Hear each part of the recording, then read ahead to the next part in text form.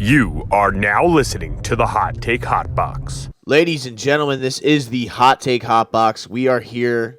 We're back to being a WWE pod for this 1 hour that you are going to get from us, ladies and gentlemen. My name is Matt McSweeney. I am joined by Dante Maglio. Dante, we got Survivor Series coming up this weekend. We always have to come back and talk to the people when we feel like there is a big event on the horizon, and this is absolutely a big event. And it just feels, like we kind of talked about it before, I just feel that excitement going into this that I usually don't feel. It's not only just the stuff in the ring, but then you have the little rumors and innuendo surrounding the event as a whole. So it's we got a lot to talk about. You got the rumors surrounding your boy, the best in the world. Yeah. Yeah. We talked about, we did a little hiatus. I don't think we've done one of these since SummerSlam. So we had about, 2 live events worth of not getting together doing this. But yeah, this feels like one of those ones where we gotta talk through it because it's big and it's shaping up to, I guess, be the almost kickoff into Royal Rumble season and then into WrestleMania season. I think the seeds are getting planted this weekend. Yeah, I think you couldn't have said it any better. It's basically just that groundwork. Like as soon as SummerSlam's kind of over, you start to look towards, the Royal Rumble and the WrestleMania season. But this does always feel like it's kind of the unofficial. This is like the preseason of the season before they get to Royal Rumble, and then the actual WrestleMania season begins, because that is truly what seems like kicks off all of the big time of, I think what's interesting this year with all these matches this year, like there's so many storylines that are just open, where there's so many storylines that you can just rehash.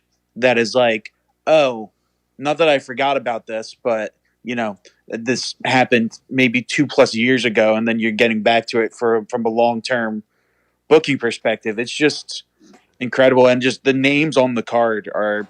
I mean, I don't think we've seen this many great names within matches within each other. Yeah. And this is almost like if it wasn't for the War Games, stipulation, the War Games special, this would be like one of those WrestleMania type cards where you have everybody in there. Yeah. Do you like them bringing back the War Games? And what are your thoughts on the War Games match itself? I like it, but I love it. Yeah. I think it's a great match. I think last year you had to do it because you had that dominant faction in the bloodline that you were like, I need to see them all in a cage, bloodline style, and have Roman Reigns in there.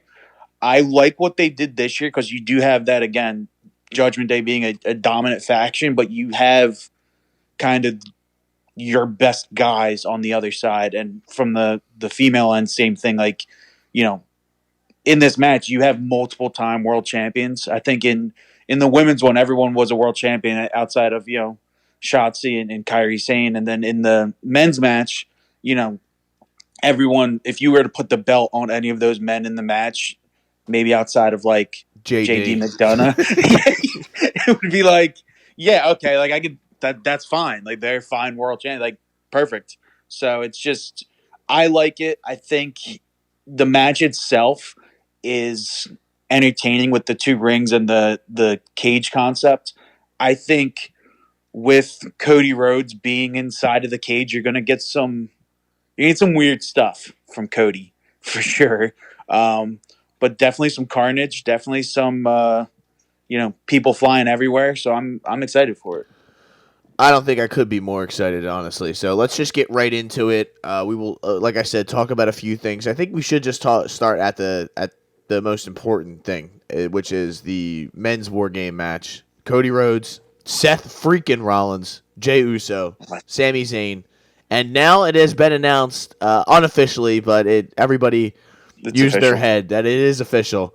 Randy Orton will be making his return at Survivor Series and will join the good guys as the 5th member of the good guys team. I'm going to be watching this, and I'm going to be doing that Viper pose as soon as he comes out. Absolutely. I'm going to be standing on chairs doing the hands up. Standing on my couch doing the pose. Oh, my God. Oh, yeah.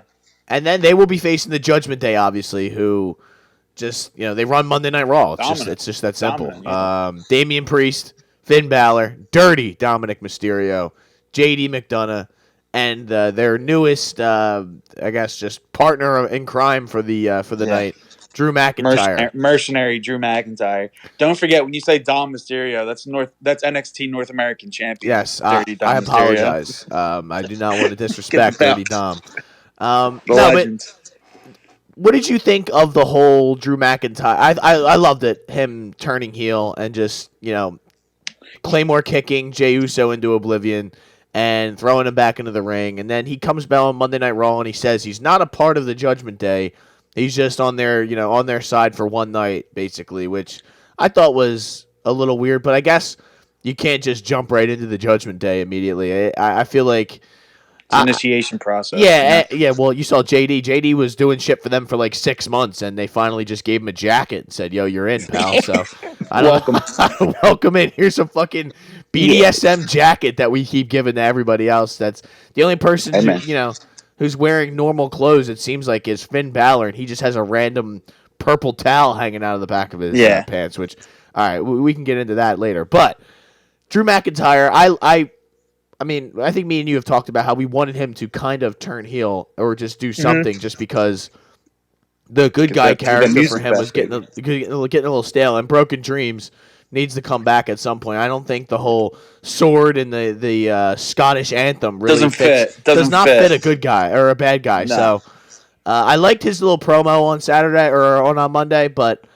I guess I'm just waiting for the character to develop a little bit more. I'd like to see what they do. Does he just start turning on the Judgment Day in there and just say, fuck this, and then he kind of goes somewhat good guy, or does he just beat the shit out of Jey Uso and send him out of commission or something like that? He beats Jey Uso to oblivion. I think this is one of those things where I like heel Drew. The good guy character was getting old. He was always a better heel. I think people just gravitated towards him during that, Thunderdome era run in which it was he's kind of carrying WWE with this character, and then the fans just gravitate towards him. And then when you got live fans back, a lot of people just, hey, we want to celebrate Drew for what he did during COVID and winning that title. And I think that gradually just turned him face naturally. But he's just such a better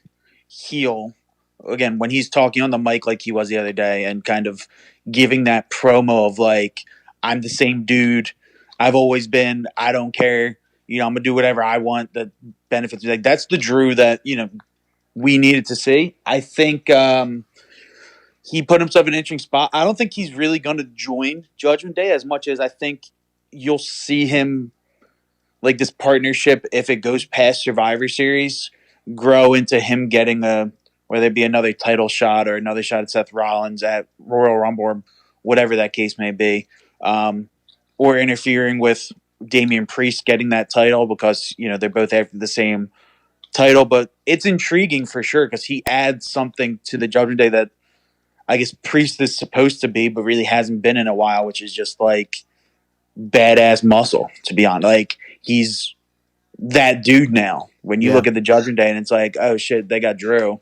And Drew's just going to Claymore kick everybody to oblivion. I just am a fan of the whole idea of him being a bad guy, because I feel like other than the Judgment Day, we really don't have a lot of bad guys on Monday Night Raw. It seems like it's lacking a little bit. I mean, you got Shinsuke Nakamura, who's just beating the absolute dog shit out of the Alpha Academy every week now, which I feel bad for Otis. Don't get that. Bad for Otis. Yeah, I don't understand why Otis had to be, get 6 Kinshasas to the back of his head. That was a little unnecessary, if you ask me, as a fan of Otis. But other than that, it's just a lot of fat guys, it seems. You got, what's his Bronson name? Reed. Ivar. You got Bronson Reed. Ivar, who just, anytime Ivar gets the chance, he does a backflip off the top rope. It's electric. It's electric, though. He spams that move. It is electric. I'm like, oh, shit, he's going back up for it. Bronson Reed, like you said, and there's the undercard of Raw. You do have Gunther, but again, Gunther's the character's not. It's like a traditional bad guy. It's not like it's not like a menacing bad guy. It's just like this guy is a traditional wrestling heel in which you love him, but at the same time you kind of don't like him.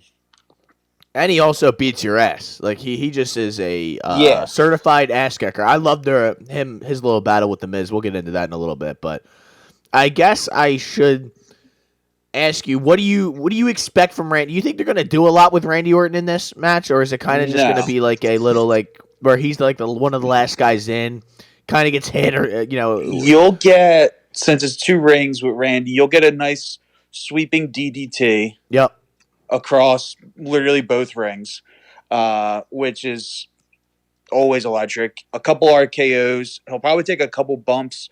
I think it's probably better, I think, that it's in the cage because there's not going to be like anyone flying into, like, he's not going to be flying out of the ring. Yeah. I think he should be kind of protected, but I think he'll do enough to be like, oh, okay, great, Randy's back, and then he probably won't wrestle again until like the Royal Rumble.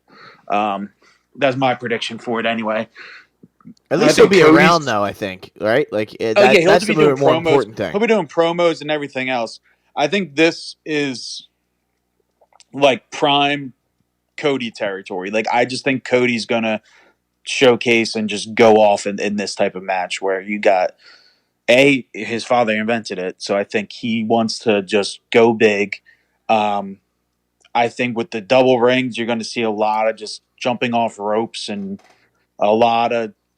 there might be some weird spots where he gets towards the top of that cage and jumps off type of thing. But I think this is just a Cody Rhodes showcase match. So I guess now would be the time to kind of give your prediction to see who wins this. I think the Judgment Day gets this done. I don't know how they do it or what happens. I think Team Cody gets it done. Oh, wow. Okay. I'm going Team Cody. I think there's more people on Team Cody that'll take a pin and increase a storyline. And I think that's why, like I just looked at Team Cody. Like, Cody's not getting pinned. No, I'm sorry. There's more people on Judgment Day that could take a pin than Team Cody. Yeah, because I'm looking at it, it's like Cody's not taking a pin. You're not having Randy Orton come back and get pinned. Seth's got the belt. I doubt he gets pinned. So it's either Sammy or Jay getting pinned for Team Cody. But I think on Team Judgment Day, you could see Dom can take a pin. JD can obviously take a pin. He's trash. And I think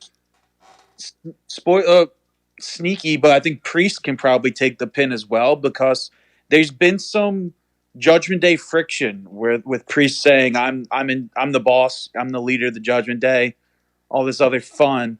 I wouldn't be shocked if Priest kind of takes the pin and we see maybe the start of the either turn on Priest or hey, maybe we got to kick Priest out of the Judgment Day. Again, if Drew McIntyre is going to be, whether it be part of the Judgment Day or half part of the Judgment Day, you don't need 2 big dudes fighting for power. So I could kind of see if this is the start of the wave of maybe Priest going off on his own, or, you never know.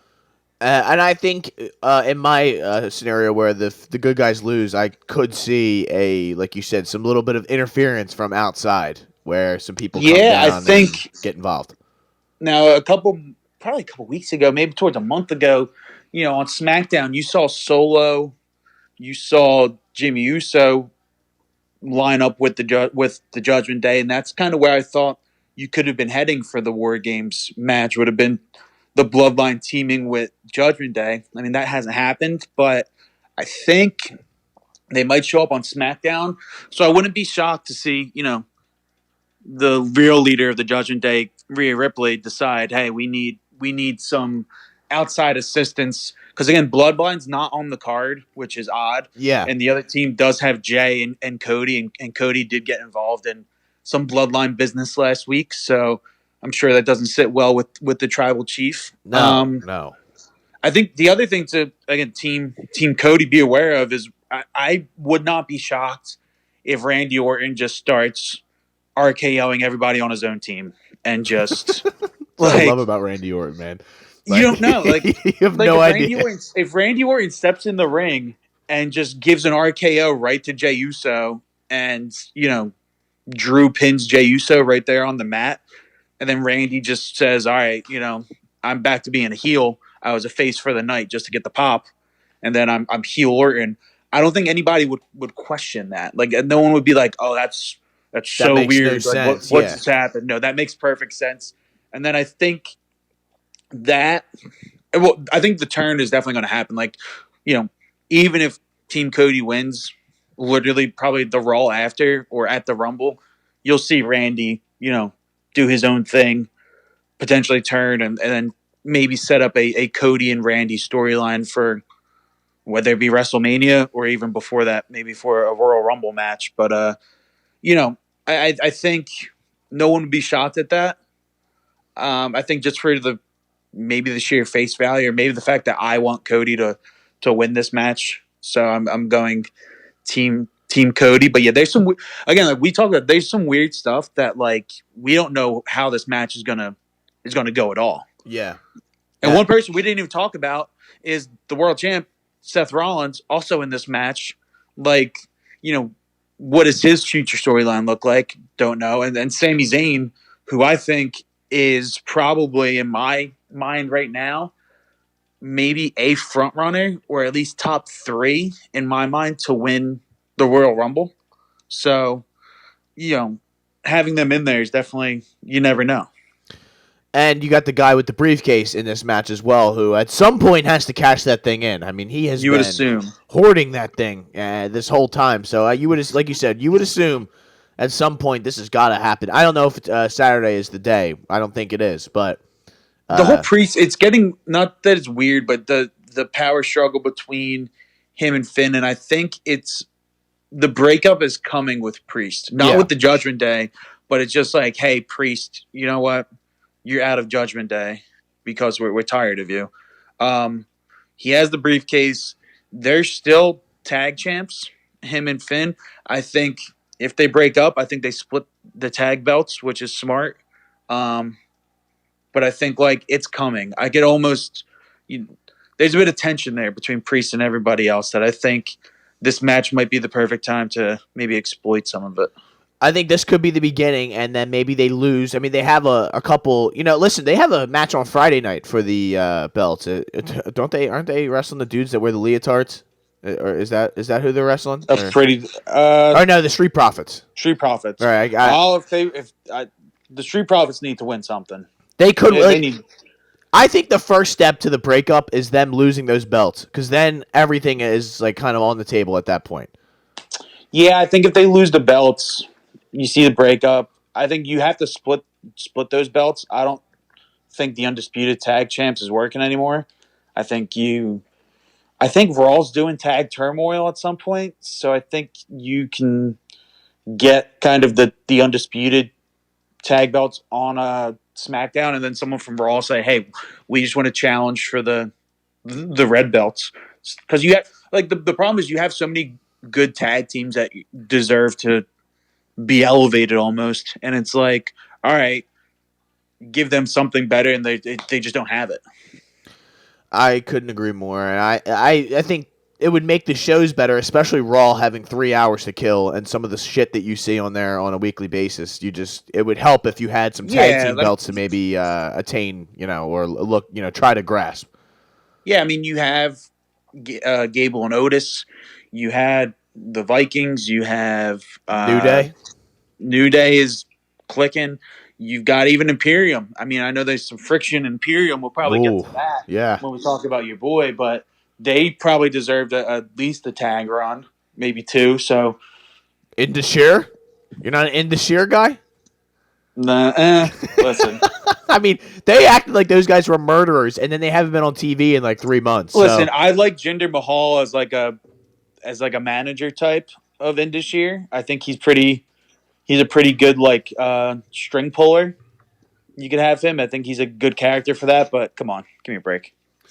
So I think we've covered all of that. I think we should keep it moving to the ladies' War Games match. I'm actually more excited for this women's match than I think I am for the men's match. I think this is going to be a good one. I think It's going to be a banger. There's another, more possibilities for some drama to occur in this A one. lot of drama. Bianca Belair, Charlotte Flair, Shotzi, Becky Lynch. I mean, Shotzi always finds her way into the action somehow. Yeah, like when we're looking at it, it's like, all right, Bianca Belair, multi-time champ. Charlotte, the most decorated woman in the sport. Becky, former champ, 2-time champ, NXT champ, and Shotzi. I like Shotzi. Don't get me wrong. And then you got Shotzi. Yeah, it's like I like her, but not much. Then we got Damage Control, who has Bayley, Io Sky, Kairi Sane, who just made her reappearance. I believe it was at a Crown Jewel. I think she showed up at. She did, yeah. Then you got Asuka, who just joined Damage Control. How do you feel about the new look Damage Control? Does this get you going at all? I love the new look Damage Control. I don't like it for Bayley. I like it for me watching. I think with Asuka, Kairi, and Io. They obviously, the three of them have history dating back to and spanning multiple promotions. So that's something that's great, but it doesn't look good for Bayley. It seems like the turn on Bayley's happening, and it may very well happen on Saturday. Oh, when they were speaking Japanese, right in front of her, and she's just like, "What'd you guys say?" Yeah, totally. Yeah, and apparently Dakota Kai speaks fluent. I'm like, what? Well, hold on. Like, how does she know what they're saying? And Bayley has no idea. But I think Dakota Kai is going to end up being your leader of Damage Control. Yeah, she's still hurt, right? So it's like it would be perfect for her to kind of manage them. She's on TV a bunch. Yeah. She's on TV a bunch, and it's like you're not in. Like your knee is still busted. Like you're not coming back for another solid couple months. I think she is pulling strings to get Bayley kind of tossed from Damage Control, if you will. It's only a matter of time, and it's kind of it's like similar to the Judgment Day with Edge. It's like they've kind of like leveled out to a certain point where we don't really need you anymore, and Bayley kind of is like stagnant now. No one really cares about her. So yeah, it's like the same as Drew. Yep. It's the same as Drew. Like she just needs a character change because I liked heel Bayley and I enjoyed it, but again, when she's not, the most popular heel even in her own group, it's kind of like, all right, well, we gotta do something. Because again, when you look at Damage Control, it's all right. What's Io doing? Because Io's got the belt. I think Bayley needs I don't know if she needs a full face turn as much as she just needs to do her own, do her thing, own thing solo. But it's coming. I think. I mean, I talked about the men's Royal Rumble, and I think Sammy could win. I think Bayley winning the women's Royal Rumble or Bayley winning a women's Elimination Chamber match is almost a lock. Yeah, and I could see, right away, once they turn on her, then even if you want to do Bayley and Io Sky at one of the next, like you said, Elimination Chamber, or I guess the Elimination Chamber would be a bigger match, but doing them maybe one-on-one down the road, even if it winds up leading to WrestleMania, it could. It's a possibility that you could do. Yeah, I think like Bayley at WrestleMania, she might get that title shot at WrestleMania. I think she needs it. I think she needs some sort of push to do something different. This would be the thing to do. I don't know if the turns are they're coming on Saturday, i.e. again, Dakota Kai loves turning on people at War Games matches. So it's a thing. So it could come there, or I think it could come literally the week after, the SmackDown after. Again, we talk about who could take a pin and who can't take a pin. Bayley's the only one on Team Damage Control that could actually take the pin. Yeah. Right? Because I've never seen Asuka get pinned, I don't think. It's like a few and far between. Bayley's been getting pinned every Friday night if you tune in. Yeah. So Kairi's not getting pinned. She just came back, and Io's the champ. So if Team Damage Control loses, Bayley's going to take the pin. It just is going to have to happen that way. Even if they win, I think it's hey, let's celebrate Friday night SmackDown. We won, congrats type thing. Yeah, Bayley, just scoot. Like we're celebrating over here. You're not in our group anymore. And then if Team Damage Control wins, Shotzi's getting pinned, right? Yeah. Yeah, it's almost a lock there. So unless it's Bianca, like maybe she could take it and be fine. But yeah, I did. Sorry, Shotzi. yeah, and unless like one of their own team members screws them over, which I don't really see happening. Maybe Charlotte Flair turns heel, but I don't see that happening either. So I don't see. Yeah, I don't. She's such a better heel, but it's tough. It just wouldn't make sense in this specific situation because she went and got Becky Lynch to join the team. So, like, why would you then turn on your own team member? You could have just gotten anybody and then turned on them. So, I'm excited that it's gonna be one of those matches again. Like, you have such incredible, I guess more so on this women's end, but you have such incredible athletes. Yeah, just with this. Again, you have Charlotte and Bianca, who are two of the most athletic people I think I've ever seen in my life. And then you have, Team Damage Control, EO being able to do basically everything in the sky. She's going off the top of the cage at one point. Yeah. Yeah. And then, you get Kyrie, same thing. And then Asuka. So it's one of those matches that you don't know.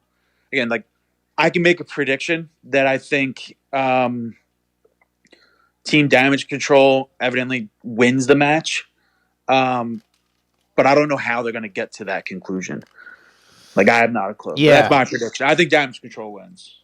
I don't know. I think I might be opposite on you on this one. But I guess it wouldn't make sense. If the new Damage Control, they added 2 new members to their team, it would kind of kill that momentum if they were to lose this. But if they lose, it's because of Bayley, and they're kicking Bayley out of Team Damage Control. That's a good, that honestly is a good angle there to just, like, they blame Bayley for the loss. She gets pinned, and they say, you're holding us back, you got to go. And they just beat the shit out of her on the following Friday night. Which, and, Bayley being Bayley on that Friday, she'd be like, hey, we got to regroup, come up with a new strategy before the Rumble, blah, blah, blah, and then kicked out. And then you see her just enter the Women's Royal Rumble, and then win the Women's Royal Rumble. You see her get beat up bad. She takes some time off between now and the Rumble, and then she makes that kind of appearance, reemergence at the Rumble. Wins it. Hey, man. I'm in. Hey, I'm in on that, yeah. WWE. That's how I see if they lose. But again, I'm making predictions. I'm like, well, this could go either way. Yeah. Yeah, it's that's why I love this shit, man. You really, I always think I'm like I kind of talked about the Drew stuff. I was reading online, you had the feeling Drew was going to join the Judgment Day, didn't know how, didn't know when, and I still that night of the tag team match, I'm like, wow, Cody Rhodes and them are going to win these belts back, and then you turn around and you just see Drew standing there in his beater, absolutely just rocked up. I'm like, oh boy, here it is, we are finally here. It's so much different than last year's. Again. Last year you had the War Games matches, and like you knew Team Bloodline was not losing a War Games match against Sheamus, Rich Holland, and Butch, right? Like you knew, all right, Bloodline's winning this. I think this year it's different because you have so many different superstars in this match. You're like, okay, these are all just superstars. I don't know how you're winning and who's winning what, but it's definitely one of those. You don't know. You just have no idea. I think we should move to the next logical step, which is our boy. We are a big fan of this man on this podcast, Gunther, the ring general. The ring general. The ring general, as my man Ludwig Kaiser would say. He is facing the greatest intercontinental champion of all time. That's right, ladies and gentlemen. He is. That's the Miz. That's honestly, when he said that, I had flashes of trying to prove discredit that. I was like, yeah, and I was like, no, he probably at least over the last decade plus, he's been incredible. Yeah, and listen, he brought that title back. Yes, and a lot of people will slander him. He's an 8-time Intercontinental Champion, and for the longest time has been one of the. He's entertained the people for 20 years now. It seems like we're almost moving on to 20 years where he has been in the WWE and been a part of all this. He's main evented WrestleMania. He is a guy who has a even Gunther said he's going to the Hall of Fame, but I think even his run back in It was I don't know the exact dates, but it was probably around like between 2016 and like 2018 when Daniel Bryan was the GM Oh of yeah. SmackDown, and him and Daniel Bryan got into it. But like he was there every night, bringing that Intercontinental Championship kind of back from the dead. It was almost like kind of the first. That was like the first wave of all right, SmackDown and Raw being separate, not being one show. So like you had the Intercontinental Championship on SmackDown, I think, to start, and it was just elevated by the Miz. It just was. And then you kind of had different people hold it, not as great, and then kind of Gunther brought it back to have this incredible run. I hate to be the one to say it because I love Gunther. I love him. If you were going to take the belt off of him, it would be Saturday. Yeah. Like if you were to make a move to say, all right, you know what, Gunther, you're dropping the belt finally, it would be to a guy like The Miz, again, who's had that belt so many times and can keep that level, that aura of the belt a little bit and keep it popular still for a interim period until you find somebody else. It would be on Saturday. And it would be the perfect thing to kind of re-elevate Miz because the Miz is, he's not a heel anymore. He's obviously a good guy. He's a face. So it would be, and he's kind of been a joke in the over the last year for the most part. I mean, there was a while where he didn't win. I think he won one of like 20-some matches or something. Like he was getting cooked on a regular basis. And again, I like The Miz. I love him on the mic. He always puts on bangers. He always elevates certain people. I think this would be the time. And I think you may have some Imperium friction, so to speak, between Kaiser, Vinci, and Gunther. Like this could be the time that, hey, Kaiser costs him the match. Yeah. You have that kind of holdover until the Rumble for Gunther, and then you kind of go from there. Again, if you're going to do it, it would have to be now because I don't see him dropping it any other time soon. And you want to get him in the Rumble with a chance to obviously win the Rumble. Yeah. Because, again, he's one of the favorites probably to win the Rumble. So, and again, it just I would have loved to have seen Gable beat Gunther and get that title. But as blatantly honest right now, Gable beating Gunther and then having the title, it would have fallen so flat after about a week or two. Especially the way he's presented now. They present him still like a joke, so it's not going to work if you keep him as a joke. But even then, like, if he beat Gunther, it's like, oh my God, he beat Gunther. Like, that's incredible. And then you have the belt. And then after maybe like a week or two, it kind of goes to like, all right, what are we doing with the belt now? Yeah. I think with The Miz, it keeps the belt at least interesting for the next little bit. Until, again, you can probably find some sort of interim. I think it gives more of those mid-carders that we perceive to be mid-carders a shot to win the belt against The Miz versus they're not beating Gunther. Like Bronson Reed, you're not beating Gunther, man. Just give it up. Get it. But again, if you have a thing with The Miz at the Royal Rumble for that title, I'm watching and, I'm probably going to be pulling for Bronson Reed to win. Yeah, and I think the main thing with this match, it's maybe it doesn't happen on Saturday, which, okay, I can understand it. But at some point, like you said, they're going to have to get that belt off Gunther to get him in that Rumble and give him a reasonable shot. Because if he has the belt, he's probably not going to win it. It just, they're not going to do that. They're not going to give him the Rumble win and him be the Intercontinental Champion and be facing a champion at WrestleMania. It's just not something that usually they like to do. So at some point, he's going to have to lose it. And we are getting close. I mean, he's broken every record that kind of could exist for longevity and all that. They like the longest reigning Intercontinental Champion. They've done that a million times now. Gunther has beaten pretty much everybody.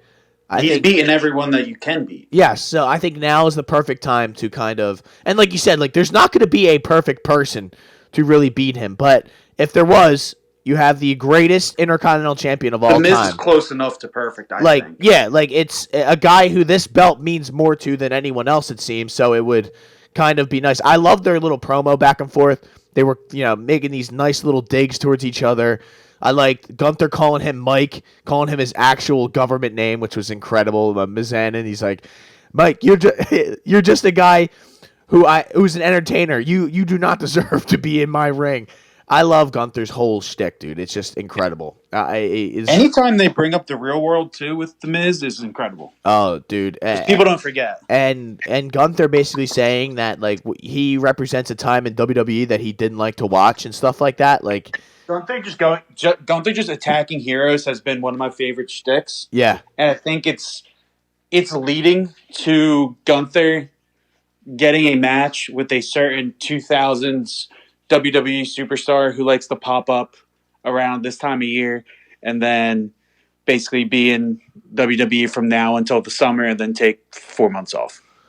Would that be Brock Lesnar? It's the Beast. That's the gentleman that's that the you're Beast. talking about? Oh yeah, it's the Beast. I think that again, that's the match. I think at Mania to build up Gunther so much into the summer. You give him the Beast at WrestleMania, and that match would just slap.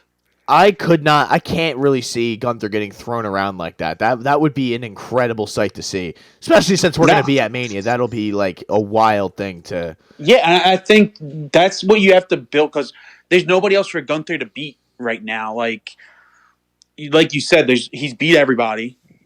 It's either you give him the world title shot, or you let him take on somebody like a Brock Lesnar that's going to just be Brock Lesnar, right? So, you beat Brock Lesnar at WrestleMania, you beat him again at Backlash, you prop him up over the summer, and he's either the champ going into Berlin in August, or he's winning that belt in Berlin in August. Yeah, something along those lines would have to happen, and there's only a few options left with Gunther, like you said, like doing the Miz thing. Maybe Ludwig Kaiser turns on him, and then they could have a little bit of a program of some sort. But I don't know if that's really. I think they got to let that build a little bit. I think you have Kaiser. I don't think he turns on him as much as I think Kaiser tries to win Gunther the match, and he fails. Okay, I could see type that. of thing, and then I think you have maybe a match at the Rumble. Maybe you have a Kaiser versus Miz match at the Rumble. I think the good thing with Gunther is if Gunther loses that title, no rematch needed. I think he's, again, the character that he is, I think he's going to say, you know what? My job here is done. I elevated that title. I don't want a rematch. I'm on to better things. And I think that's part of like the character that you can see him coming out on Monday night and being like, you know what? I'm too good to get a rematch for that title. Like, I don't want it. Yeah. I'm on to better things, which is dealing with Kaiser. And then maybe he tells Kaiser, you cost me the match, get the title back. And then that gives you at least a Kaiser singles run to be excited about for a little bit. I love that they're letting Giovanni Vinci talk now. It's about time. Yeah, I mean, the guy was just a absolute mute for the first, couple years that he's been around. And I think that's part of, again, if you're Ludwig Kaiser, remember we got the solo promo for Ludwig Kaiser, like the vignette. That was like so funny. Yeah, but it happened. So I could see them being like, oh, you know what? We want to try to push Kaiser, but if we're pushing Kaiser as a solo act, he's, in the doghouse in Imperium, so to speak, and that's how he gets his solo act. So it's interesting for sure. Like, again, this is one of those matches that if you were to tell me Gunther wins and he retains, all right, fine. Like, he's the ring general for a reason. Like, I'm not gonna ever be like disappointed that he wins. But if you were to tell me the Miz is the one that breaks his streak and gets the title, I would be like, you know what, that makes the most sense out of anybody. Like, again, they've been doing fire promos. The belt would be in good hands. It'll be still I don't want to say must-see TV because that's his shtick. Yeah. But, I mean, it is, though. Like, when he would come on Raw, you would say, okay, I want to watch what he has to say as IC champ instead of, some of the other guys that have had it over the last couple of years where it's like, I'm going to turn this off. Like, I loved Nakamura. I liked Sami Zayn. I actually didn't like Apollo Crews when he had the title. like so many people have held that title over the years that sometimes it's just like, all right, you know, I'll catch this in 10 more minutes. I'm gonna go watch whatever's on TV on a different channel. I mean, with the Miz, it's like, all right, this is I'll gonna be a stick fire around. promo and see what's up. Yeah. So I was going to say something. I totally forget it though, but it probably was not that important. Something involving the Miz, but I guess we should keep it moving. Rhea Ripley, Zoe Stark for the Women's World Championship. I don't know if the excitement is bubbling over necessarily for this one. I think it's going to be a good match. The build-up has been weird because Zoe Stark is really not believable at all. In my personal opinion, No. I like her. I like her in-ring skills, but Great. when she's talking and her and Shayna really weird Her mic dynamic, skills are god awful. throwing cards around and stuff. It's just I don't understand. They look like people from the West Side Story or something like What wearing gets me these with old. Zoe Stark is they tried so many things with her. Like they tried putting her as a solo, didn't really work too well, and then they said, "Oh, you know what? Go under Trish Stratus's wing, so to speak. Let's go with Trish." Worked out a little bit. Okay, hey, we're gonna work some promos with. Again, you're gonna be in there with Becky Lynch. Kind of worked, kind of didn't, and then she disappeared for a bit. She came back. She did the Fatal 5-Way. She's impressive in the ring. I think she's incredible. It's just one of those things to where it's like, I need a little bit. I don't want to say I need more from her, but it's just like, She needs someone to talk for her. That's what she needs. She needs a manager. Yeah, and they tried to pair her with Trish. The only thing was Trish was more exciting at the time, and we wanted to see Trish wrestle. Thank you, Trish. Thank So you. it was like, yeah, she needs, and it's funny that she's with Shayna Baszler now because Shayna Baszler always needed that same thing. Yep. I thought too was, get her somebody. I think, is this the time for Zoe Stark to win the title? I don't think so. But I will say, Rhea Ripley's title reign, she has to put on it. This match has to be a banger. I think it will be for her sake. For her sake, it needs to, because her reign has been so boring as of late. Or actually, basically the whole thing has been kind of boring. There's not really a match I could say that was great. The women's match at Crown Jewel, that was good. I think you kind of get a really good Zoe Stark match, and then you hang out a bit till somebody else comes back. Probably, maybe, hopefully, Liv Morgan. But I don't know. It does seem like one of those matches that's going to be tough and physical, which I think it bodes well because those are the type matches that Rhea Ripley kind of shines in. So we'll see. I think it's just eventually going to lead to Rhea Ripley and Becky Lynch at WrestleMania. So it's kind of just biding our time until then. And then that's... Yeah, and I think that's probably the right move. I think Becky Lynch may get that. I don't think she'll get the Royal Rumble push. I still think Bayley could win that. She might get that Elimination Chamber push. Yeah. To where hey, Bayley wins the Royal Rumble. She picks Io, so you get Bayley Io. That's fine. Winner of a women's Elimination Chamber gets Rhea at WrestleMania, and then Becky Lynch will be the name to do there. Yeah, I think that's on a collision course. I can't see Rhea Ripley losing the belt and getting it back in time before WrestleMania. No. So I think we're just in a world where she just holds keeping it for that a belt. while. Yeah. I don't see anyone on the horizon. Keep Nia Jax far away from the belt, please. Also, so I don't have to listen to that. The only wild card there is Jade Cargill signed. She pops up every once in a while. Haven't seen her in a little bit. Yeah, I think I think they have a plan. They definitely have a plan for it, but you don't want to do it now. I think you want to do it on the lead up to WrestleMania to give her a either WrestleMania match, or if she's going to debut on NXT, which she could, give her a stand and deliver match. Yeah. I don't see it. It didn't make sense. I think that from a timing perspective, they just announced it to get in front of it type of thing. Yeah. But like from a time, it doesn't make sense for her. The only thing that could have made a little bit of sense is for her to be fifth member, like make your debut at War Games. But even then, it's like She gets another lost in the person that- shuffle there a little bit. and it's just like another person that can't take a pin, and we're cool with that. So I think, save her for, again, maybe she makes a Rumble appearance.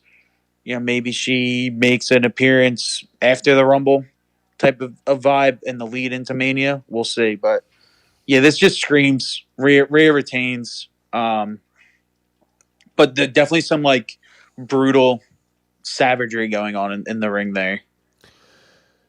All right, and we got one more match on the scheduled card. We got Carlito and Santos Escobar. Santos, too cool. too cool. Too cool. Santos just turned his back on Rey Mysterio in dramatic fashion. He kicked his knee, kicked the steel steps into his knee.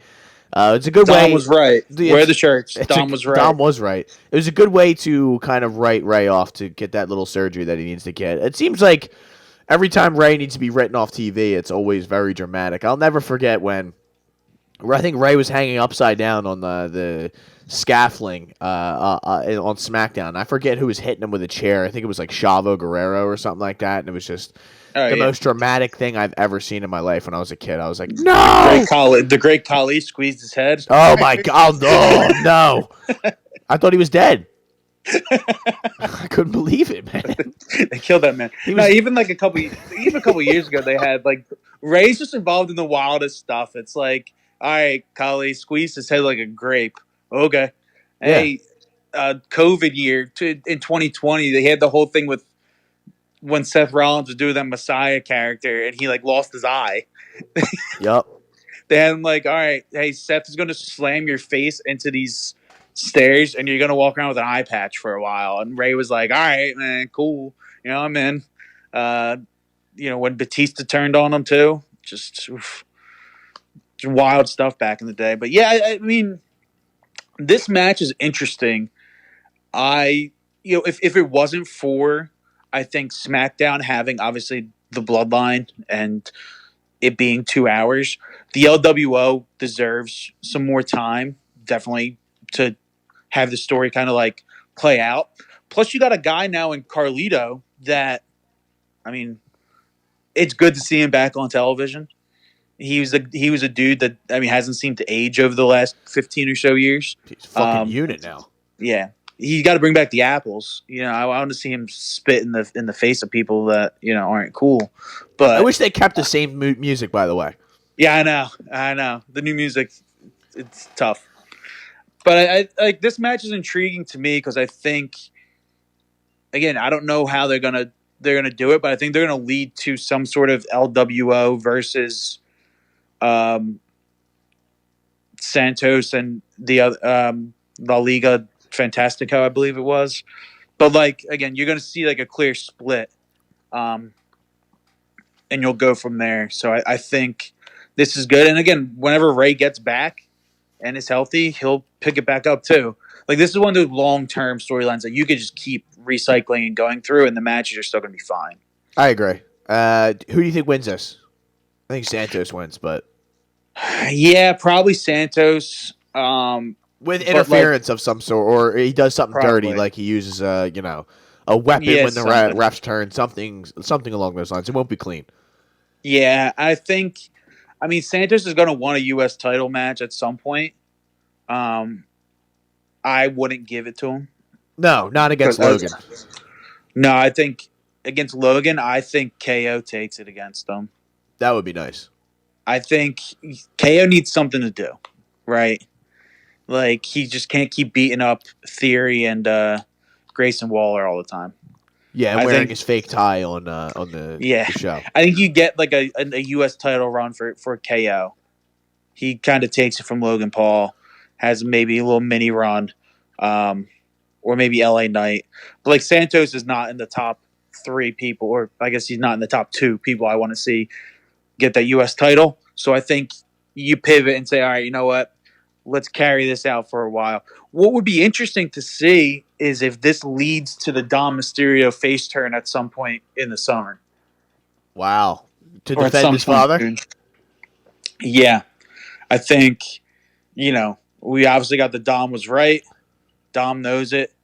I think at some point in time, Dom's got to go kind of face ish, give or take, and he saves his dad. I don't know when it's going to be, but I think he either saves his father or I don't know if it's full face, but he does at some point save his dad from being brutally assaulted. Or he just doesn't like Santos because you could kind of tell he wasn't all the way in on Santos's Dom was Yeah. right thing. So Yeah, I think it's kind of like, all right, hey, I think he might get the point of like, hey, you know what, my dad's a deadbeat, and I love seeing my dad get his ass kicked, but I think he comes to the light soon and it's like, it's still my dad, give or take. Because again, I don't know how many years Ray has left in him, he's running out of time. and I don't think he's going to retire with Dom not talking to him and being a heel still. Like, I don't. So, and again, with the Judgment Day, I think you're going to see some members get rearranged Yeah. eventually. I think Priest is the first one to go. Dom would be obviously the second one to go. Okay. I I think that. the writing's not on the wall yet, but I kind of can see where it's going, where he's going to lose that title, not win it back. I don't want to say go on a bit of a losing streak, but be the weakest link, so to speak, and then kind of just be like, all right, hey man, you're kind of the weakest link, so get out. And then it could kind of be like the Scottish / Irish / all those guys kind of teaming up with Finn, JD, and Drew McIntyre. That would also be interesting too, as we're seeing it with we were talking about the Intercontinental Championship to get other people some run with that belt. JD McDonough having an IC title run as part of Judgment Day. Oh man, would be interesting. And again, JD would naturally take that. If Drew does kind of join in Judgment Day, JD would take that weakest link with the belt title from Dom, and Dom would just be weakest link. And Rhea, you already see, is already kind of, she kind of likes Drew. She looks good with Drew. So again, it could be like, hey, we don't need you, Dom, anymore. And again, maybe he turns face at some point. I don't know. You kind of, not that you need it, because Dom's heel heat is still so strong, but you kind of like want it for Dom. It's like, hey man, listen. At some point, you got to do something, right? I mean, you can't just keep the status quo forever. Yeah.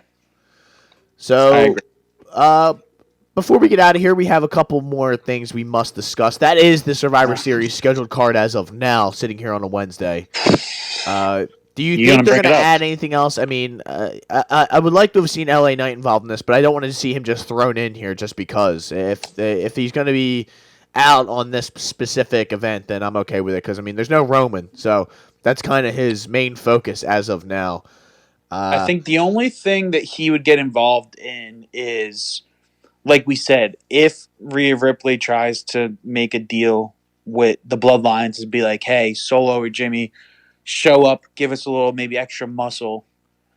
LA Knight shows up to help out Team Cody. Yeah. Repay that favor. Pop.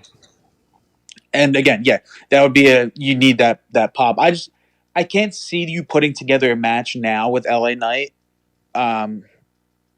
There's no build or anything. There's no juice behind it whatsoever. It would be against Jimmy. It would be against Jimmy or it would be against Solo. Like he would come out on Friday and be like, you know what, Solo, tomorrow night I want you in a sense.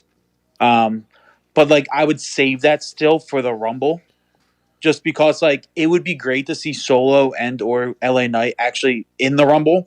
But there's so many other names that you'd want to win, and I don't want to see LA Knight or Solo get tossed over the ropes. So if you have that be a match at Royal Rumble, and you could do both, right? I mean, you could have them both in the in a match and in a Rumble. Yeah, and you could. I think that kind of protects you from somebody eliminating LA Knight that shouldn't, or somebody or Solo looking weak angle. Which is fine, and that I think takes away the Bloodline winning the Royal Rumble, unless a certain member of the Bloodline or the certain Hollywood star that shares the same blood as the Bloodline decides to show up and come back. I I think for Survivor Series, so that would be like if Survivor Series, if you were to get anything going, you could. I mean, you could do a Grayson Waller effect, maybe. I don't think Logan Paul is going to show up. I think the only other your guy. Let's do it. Let's just do if it. You so, if you hear Colt personality, I wouldn't be shocked. Listen, I think as time has moved on, obviously we were talking about CM Punk, the rumored return to WWE at some point, and with this event happening in Chicago, obviously the dots have been connected that this would be the perfect situation to bring back a CM Punk to an absolutely ridiculous pop and all sorts of fanfare, and these people will be chanting CM Punk throughout the event. So I don't care. The entire time. They went out and said Randy Orton is the fifth member to avoid people thinking that it could be CM Punk, which was a smart move. But also, the only problem I had with it was that they didn't bring Randy Orton out. I think they should have had Randy Orton there to, kind of just give that. There have been so many internet rumors about that. It's insane. It's like, I love the Twitter rumors about they didn't bring out Orton because Orton's going to get attacked backstage because he's not fully healed yet. And then that fifth member is going to have to be somebody that's in Chicago with nothing to do. Yeah. And it's like, all right, man, like I pump the brakes there. I'm still optimistic that he shows up. Like, I'm still at the point where it's like, I think he's going to. I would need him to show up. I think there's been so much discourse about it that they haven't flat out, WWE hasn't flat out said like, hey, we're not. There've been the rumors that said like, oh, there's no interest. You can't just say, oh, there's no interest, because there's clearly interest. Because they say like, oh, there's no interest, and then you're interviewing people in WWE, and they're like, hey, bring them on, like, go for it. He's one of the biggest stars in wrestling. Like, that's what's making me think that he's going to show up, is because they're working so hard to shoot it down and make sure that like nobody thinks that he's coming, so that the surprise isn't basically revealed before it happens. Yeah, and again, like, they could have gotten out well in front of this and said at one of the other events, like, hey, you know what? In the post event press conference, hey, you know what? We're not getting CM Punk. Like, it's just we had talks, we're not doing it. They haven't done it. Every rumor that it's been like, oh, we're not interested, has been just that. I think rumors. I don't know, man. Like, I would be disappointed if he did not show. I would be. I think at this point, like, and again, you have that we talked about before we started recording, but you have that weird Nakamura angle where it's like, it's very cryptic and weird. You're not just going to keep him, like, you had a promo on the go home show on Raw on Monday. You're not just going to have him not either do anything at Survivor Series or whatever. You're going to have to bring it up at some point. And if it's anybody but CM Punk on those promos, I mean, it's Brock's the only one I'd be okay with if it was.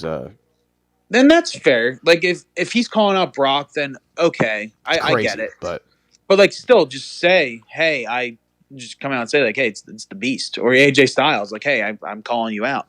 You can't just sit there and be like, oh, let's do some cryptic stuff, and it just be not CM Punk. I still can't get over him showing up on the ramp a couple months ago and hitting the GTS out of nowhere. Like that. Like, that's not a move he usually just like whips out. Nobody does the go to sleep. Yeah.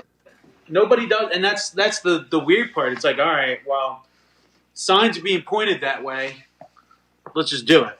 Like, if that's where we're going, let's just do it. I do believe, though, man. It's and that's your boy.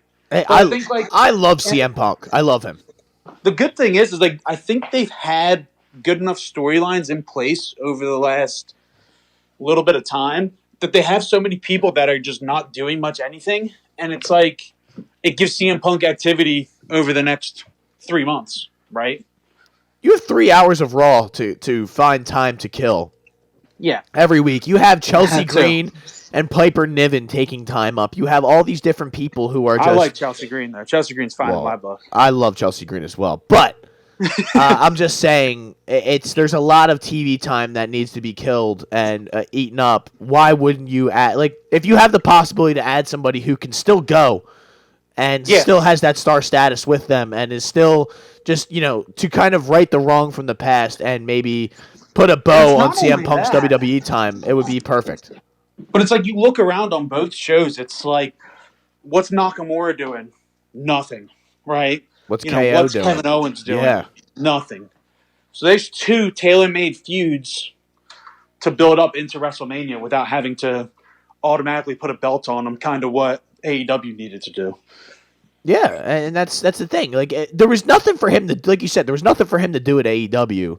That's why he was in the title conversation, and he got banged up and he got hurt. But I would say those matches over there are a little bit different than the matches that occur in the WWE. So I think maybe you don't need CM Punk wrestling every night. It's kind of No, and I don't even think you need him, and you don't need him to compete for a title. I think that's no. a big piece of it too. It's like, he's going to be a ratings draw regardless, so he can be literally just hanging out with KO, and it's like, oh yeah, let's go. Yeah, you could do anything with him. It's just his aura and the reemergence of him is worth it to me. I know there's a lot of people out there that are like, no, they don't want him, they don't like him, they don't like all the drama that surrounded him or whatever. But I believe a lot of that was AEW driven as opposed to maybe CM Punk driven. I think the first time around in WWE, he was just burnt out and things weren't going his way, which I don't blame him. I would have been upset if I had the greatest professional year of my life and then The Rock just showed up and stole my, WrestleMania main event that I've been working my whole life Dwayne. for. Yeah. Dwayne. Which I understand why they did that, but I'm just saying if you're in his shoes, you have to imagine that would upset you a little bit. Yeah. And again, I think like the timing of it makes perfect sense too, because again, he obviously, I guess, his non-compete or whatever, it's up. Yeah. If he had one, AEW in the ratings is not doing as good as you would like to see, and this is a chance for WWE to kind of clearly pull away from that, and from what I've been hearing or seeing online is kind of MJF has renewed his contract, so I think he's staying. That's sad. That's what I think. That's what the people have been saying. I'm not surprised because he hasn't brought up the whole bidding war thing in quite a bit. But like again, I think it makes complete and total sense. And again, you have stuff for him to do. Like it's not like it's all right. Let's get CM Punk. What do we do with him? Oh, we're going to throw him into a feud with Roman Reigns. No, it's very similar to Cody. Cody came in. You had an entire summer where he wasn't in the title picture. He was doing it with Seth Rollins. Yeah. Right? I think now you have a little bit more or a couple more people with some cachet that you can throw him in there with and a couple more storylines that you can lend it to Punk and say, okay, we're not going to give you a title shot just yet, but here's some people that I think would be good to work with. Kevin Owens, Nakamura, like we talked about, AJ Styles, like they're dudes that are just not really doing too much anything. Seth Rollins, when he drops the title, like, you have your pick of, okay, this doesn't need a title attached to it. And it's in Chicago. Like it's in Chicago. You haven't. Not only have you not said anything about denying it, you keep opening up seats in the arena. Yeah. Like, I love Randy Orton. Love Randy Orton. He's top. I don't know. He's top 10 for me, easy. But like, you're not just going to keep opening up the arena and selling more tickets for Randy Orton. And also, you're not going to do all this and you're not going to expect those people to basically riot if he doesn't show up because at this point, people are believing that he's coming. Like those people in Chicago you're going to come out on the show and tell the crowd like, "Hey, listen, we didn't sign CM Punk. Grow up." Like, there's going to be very, very loud CM Punk chants. Yeah, it's very loud CM Punk. I honestly, if he comes back, I'd open the show with it. Kind of like they did in AEW when he came back, but and I think if you see can't close the show Nakamura with at it. any point during the show, if he comes out to do that like open challenge sort of thing, and maybe they don't do the match, he's not going to wrestle on Saturday night, but maybe he just says basically like calls him out, says whatever I don't know how necessarily they or exactly they do it, but I would have it. I mean, you could do it a couple different ways. I would have it be either he opens the show, you hear the music, he comes right out, he says he signed. He signs right there on side, and then Nakamura comes and attacks him, type of vibe. okay, You could do it like Nakamura comes out and says, "I'm going to issue an open challenge tonight. I know you're here," type of thing. You could do a video promo with Punk, just not be in the arena. Maybe just put him in the backstage, and be like, "Hey, you called me out. I'm here." Type thing. yeah, I would love to see it though. Have a special Grayson Waller effect. yep. I And was just going to say that Just have CM Punk come out during the Grayson Waller effect. the place would go absolutely nuts, and you could do it. You could bury that right in the middle of maybe one of the after a Gunther match or something like that, and just Yeah.